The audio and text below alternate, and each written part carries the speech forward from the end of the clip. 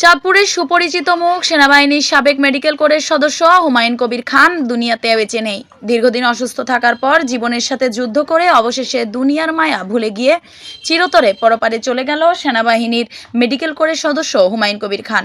শনিবার সকাল 7:30টায় ঢাকার সামরিক হাসপাতাল সিএমএইচে চিকিৎসাধীন অবস্থায় মৃত্যুবরণ করেন।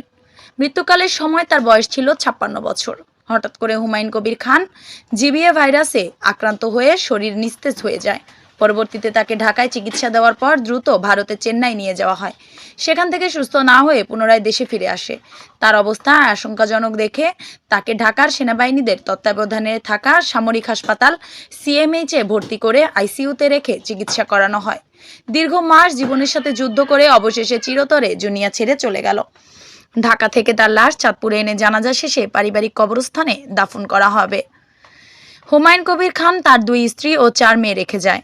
সেনাবাহিনীর চাকরি থেকে অবসর নিয়ে তিনি চাঁদপুরে এসে শহরের কালীবাড়ি এলাকার চাঁদপুর মেডিকেল নামে একটি ওষুধের দোকান, একটি ডায়াগনস্টিক সেন্টার ও জায়গা ব্যবসা শুরু করে। শহরের বিভিন্ন জায়গায় তার ব্যবসা প্রতিষ্ঠান ছিল। হুমায়ুন কবির খান চাঁদপুর রোটারি ক্লাবের সদস্য ছিলেন।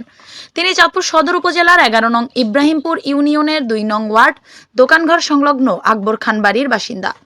পরিবার পরিজন নিয়ে চাঁদপুর শহরের গোয়াখোলা এলাকায় বসবাস করতেন। একজন সেনাবাহিনীর মেডিকেল কোরের সাবেক সদস্য অল্প বয়সে দুনিয়া থেকে চলে যাওয়ার ঘটনাটি কেউ মেনে নিতে পারছে না। তার মৃত্যুতে পরিবারের মাঝে শোকের মতন বইছে। পরপারে যেন তিনি ভালো থাকেন, সকলের কাছে দোয়া চেয়েছেন পরিবারের। মজা দিচ্ছি হ্যাঁ এমনও শিয়াতাম 3 মাস কম ভালোই নেই কিলিকা হ্যাঁ তুমি সেবা নেবো কিলিকা আমি কি তোমার সেবা করি না, সুস্থ থাকলেও করি না? ওর আমি যেটা পারি এটা মানে না পারলে একটু শুয়ে শুয়ে সেবা নেবো কেমন সেবাটা সেবাটা কেমন? হ্যাঁ